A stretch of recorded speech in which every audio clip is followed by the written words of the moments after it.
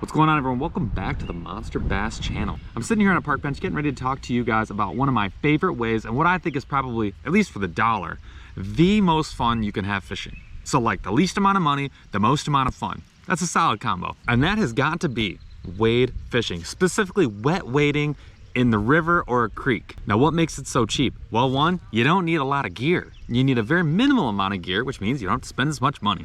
Two, access. It's pretty much free. $0, 0 cents, great discount there. And lastly, you can catch a heck ton of fish. Now, you might not be catching giants, I'll admit that, but you can do numbers, and you're gonna see a whole heck lot of multi-species, which is a ton of fun because it's like playing a slot machine. You throw the cast out there, you wait for the numbers to spin around, and you see what you get. So what are we gonna walk through today? I'm gonna walk you through some of the critical gear you're gonna need. There is some, it's not zero, but it's pretty darn close. I'll give you some expensive options and I'll give you some less expensive options. I'm gonna tell you about where and how, and then I'm gonna walk you through some of my favorite baits. Again, this is Paul from Aggressively Average Anglers. If you haven't already, go check out our channel. We got fishing videos, unboxings, gear reviews, all kinds of good stuff, all fishing related, all really around having fun, just like this video. All right, let's talk the critical gear. The first thing you're gonna need is some kind of pack. Now, you can go expensive like this one, which is fully waterproof. The only reason I have this bag is because I carry batteries with me to film. If I didn't, and when I didn't, I usually take like a fanny pack or a small sling pack. I like the sling style that fits around your shoulder like this because it keeps the bag high and mostly out of the water. And it also means that when you wanna get your baits, you just spin it around like this. You can lay your rod. Whoa, you can knock over a drink. And then you can lay your rod right here, or you have a little bit of a workspace, which is kind of dope. But any kind of pack works. I mean, you can, you know those little drawstring packs that you used to use in high school to keep like your gym shorts and a Gatorade? Those are great too. You can really go as cheap or as expensive as you want. Now, you can take a net with you. Sometimes it's nice. You catch a giant fish, you want to feel like you're going to catch that fish and you want to be able to manage it, or you don't love getting spined by fish. Totally understand that. Take a net if you feel like it. Just make sure that you can attach it somewhere, like see this loop right here, that you can attach your net somewhere so it's not floating away on you. It also means that you got an extra thing to handle. Like when you got a fish, you got a fishing rod, you got nowhere to set it down because you're in the middle of the creek. Grabbing the net and having one other thing, not a ton of fun. So I recommend no net, but you do you. Now, one thing I am gonna recommend, and this is like a little nitpicky thing, but it's kind of great. You can get away with a pair of scissors like this for cutting line and that sort of thing. You do need something like this to cut line. However, I recommend something like this tool right here. These are really cheap, couple of bucks on Amazon, like 8 or 10 bucks gets you like 3 of these. They're very inexpensive. But here's what I like about them. One, they got these these scissors right here. They cut braid and mono and fluoro really effectively, but they also have these little split ring pliers here, and it's got this little section right here for like grabbing hooks. So you can, oh, god dang, this thing just wants to go. You can unhook fish, you can cut line, get your setups proper, and then you can actually change out your hooks if you really need to. This is like a great do-it-all. Here's one other thing I'd recommend. Put it on a little zinger, because then if you're using a sling pack, you can clip it somewhere by your chest, like so. Go, car. You can clip it somewhere right here, and on the sling pack, it's right here by your chest, which means boom, boom, boom, you're done. Super, super efficient. Being efficient on the creek is really nice. It's not critical, but it's super nice. And if you don't have a lot of stuff, you can be super efficient. So yeah, these bad boys right here, a couple of bucks, big win. Now, one thing a lot of people forget about is like, when you're wet wading, that means you're walking in the river with no waders. Now, waders are great, but they have a couple of huge limitations. The water can only go so high. Once the water gets in the waders, you're screwed, man. Don't do it. If you don't have to wear waders, don't wear waders. But waders do a couple of things for you. One, temperature. If the water's too cold, you gotta wear waders. Chest waders, whatever. Like, you gotta do it. You need the insulation. Staying alive is super nice. Two, they protect your feet. You got those boots on, that protects your feet. That's super dope. Now, you can wear a pair of boots if they have like the stocking ones where like you have like a wader and then you put your foot inside of a separate boot and they're not attached. You can actually just wear those boots wet wading. Highly recommend. But you can also get away with just like a pair of tennis shoes, like an old pair of tennis shoes. Please, you can wear Crocs. They're not gonna protect you that much. If you've got rocks near you or you're walking like across some log jams, like, do not wear Crocs. You are taking your life into your own hands. Please don't do it. I've had a piece of shale go right through like a brand new pair of Crocs into my foot, and that meant midnight trip to the hospital. Like, just please don't do it. Don't wear Crocs. I love Crocs. I'm a big proponent of Crocs, not for wet wading the river. Get my shoe off. Ugh. So a cheap option is gonna be like an old pair of tennis shoes. Highly recommend. Go do that. But you can wear something like this. This is the Danner River Comber. This would be the expensive option. It's like 150 bucks. Again, You can do this, you don't have to, but these are really nice. I use them for a lot of different things. They don't smell that bad. They're really minimalistic and light, but they have this Vibram sole. This means you get a lot of traction and a lot of protection. This will be like your upgrade. Now you are gonna need something to carry your baits. Now you can leave your plastics packs just like open in whatever bag you have, like loose inside the bag that you have. No big deal. I don't generally like my baits to get soaking wet, so as long as they're like sealable, you're gonna be just fine. But I do recommend, if you can't, get something that can hold your stuff. This is the Busby Quick Cube. This is the medium deep. They got a bunch of different sizes, but this is my, basically every bait that I have for bait finesse or ultralight, this is what I have. You're gonna need something for some terminal. Now you can use like the basically 99-cent little tiny clamshell packs. Those are great. This is the Busby Colony 15T. Now T stands for thin. That means it's a really small box. They also make it 8, which is half the size of this one. Those are really nice too, but you're gonna need something to carry your baits. However you fish, just make sure that you got something to carry your baits. Also, let's take a second to talk what you're actually gonna be fishing with. Now everything I showed you is like ultralight, a lot of small stuff. In the river, you're gonna encounter panfish, you're going to encounter bass, certainly some kind, whether it's smallmouth or largemouth, depending on where you fish. You're gonna encounter northern pike if you're in the north, and everything in between, like bowfins, like all brands of sunfish that are out there in the world. There's like a ton of different fish you can catch. I personally like a light or a medium light in the river. You can go ultralight, it's a ton of fun, but a lot of people don't wanna have a separate setup. So if you've got spinning gear, a medium light or a light is just a wonderful option. You can get a Shakespeare Ugly Stick GX2 Go for not that much money. We're talking like 50, 60 bucks for maybe the whole combo. You do not need super high-end gear to get this done. I have here a bait finesse system. That's what I like to use these days, but an ultralight is what I recommend if you want to catch every kind of fish, or a light is probably the way to go. But really, whatever you got. If you got a medium light or a medium, like, go use that. Whatever you have now will go catch you fish. I just personally love to catch a lot of those smaller fish. I love to see the bluegills and the perchies and all kinds of smaller river fish. I love it. I'm all about it. So I like the ultralight, but you do you. You can get away. Again, we're talking about the most fun for the least amount of money. If you have a medium light or a light combo or a medium spinning combo, use that. You can catch a bunch of fish.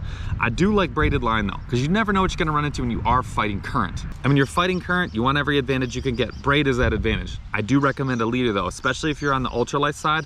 Use a mono or a fluoro leader with a braided backer. This means you're not gonna have to change out very much. You're not gonna lose fish, which, you know, you're here to catch them, so that's the idea.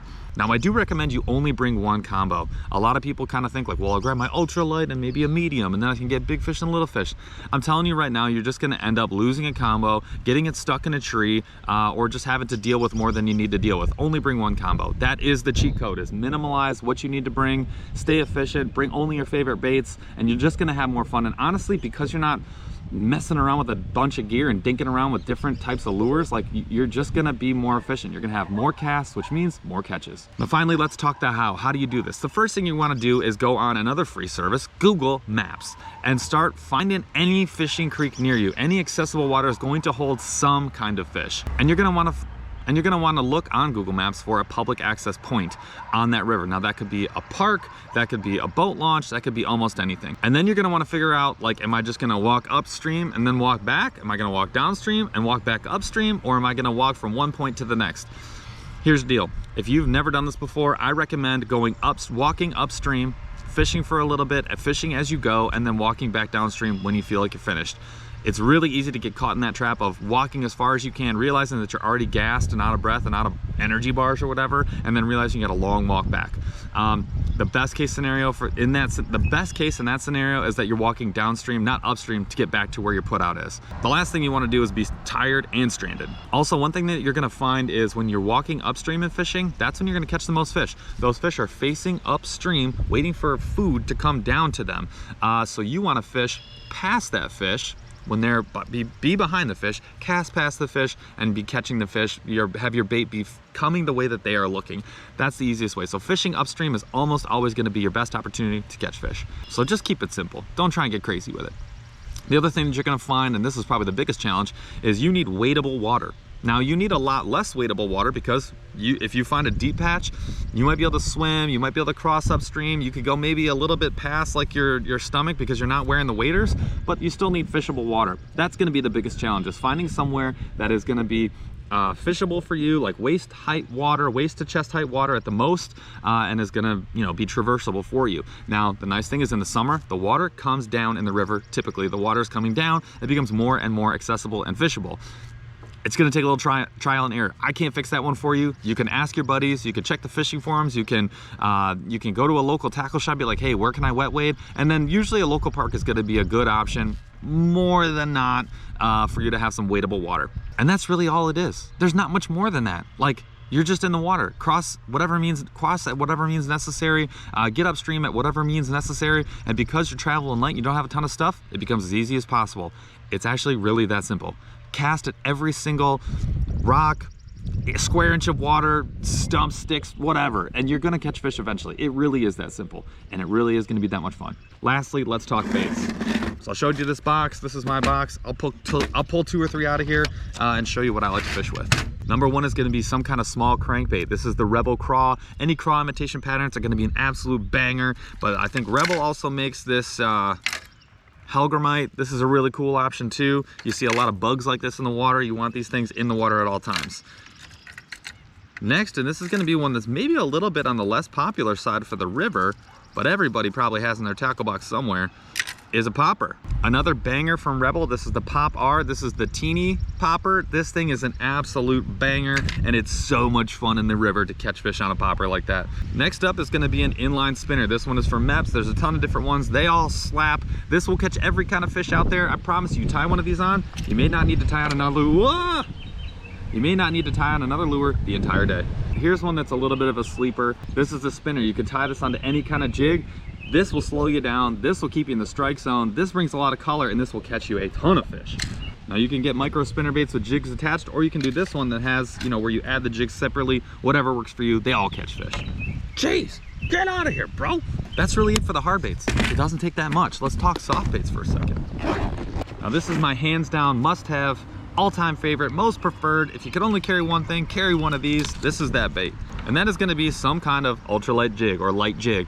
1/8 ounce is the heaviest I like to go, but you do you, however you fish. 1/8 ounce all the way down to like a 132 is like where I think you're gonna have the most success. Now mule fishing, they do make these. I'll show you what we got here. They also make plastics that match. That's Mule Fishing Co. Has been and always will be one of my favorites, not for just for the creek, but especially in the river. These things slap. This is the donkey tail, it's a little paddle tail. If you did nothing but bring a 132 ounce jig and a paddle tail like this one, I guarantee you catch any single fish in the river.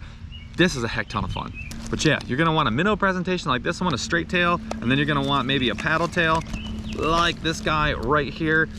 That catches you pretty much everything. There are some other options. Z-Man makes some great options. They make the tubes, the TRD tubes, which are great, and they make these little stingers. These are little downsized guys. Get you some curly tail grubs. That'll absolutely smack them. And then you're gonna want a jig and a craw. Now that could be a skirted or a non-skirted jig. I personally like a skirted jig, but it doesn't really matter. But a jig is always gonna get it done in the river too. Especially for bass and really, god dang, for smallmouth. And that's it, man. For the baits, it's about as easy as it gets. Couple of plastics, couple of jigs, maybe some inline spinners, and like you're good to go. That's about the shortest one I've ever done. And that's because, again, this is easy fishing, this is fun fishing, and this is cheap fishing. Get yourself an old pair of tennis shoes, something to hold some baits, some kind of sack to hold some baits, and then get yourself some baits, and like you're pretty much good to go. One rod and reel setup, and then one pair of like do-it-all pliers, and you're pretty much ready to rock. And again, you can get as fancy as you want or as cheap as you want. The idea is that you go. Don't forget sunscreen, a good pair of sunglasses, and a hat. These two things are in the big time. Do not forget these. You got glare coming off the water right in your face at all times. This is a must-have, and this is a must-have because like you're fishing, like bring a hat, I don't know. You can do the long sleeve. I like to do it, but they're gonna get wet, so the short sleeve works, but don't forget your sunscreen.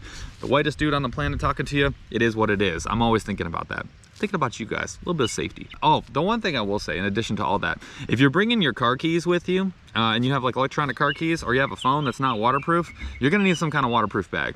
Now, I like to keep that inside my bag, but you need some kind of way to keep that where they're not gonna get wet. So that would be the one thing where you might wanna spend some money on like a waterproof box or waterproof bag. But still, relatively inexpensive, and you can always leave the stuff at home and just bring a regular old car key. You'll be all good. But that's it, you guys. The idea here is that I'm giving you some tips on one more way to get on the fish, on fun fishing, and just to have a good old time. There's nothing wrong with giving Mother Nature a big old hug and going for a wet wade. I highly recommend you do it, and I'm telling you, you're gonna have more fun than you probably had in a long time. So follow those tips, follow those little tricks, and just get yourself on the water. That's what it is at the end of the day. Hope y'all enjoyed this video. I hope you go check out Aggressively Average Anglers, and hope y'all hit the subscribe button for Monster Bass too. We got videos coming out every week. Have yourself a great day. We'll catch you on the next video.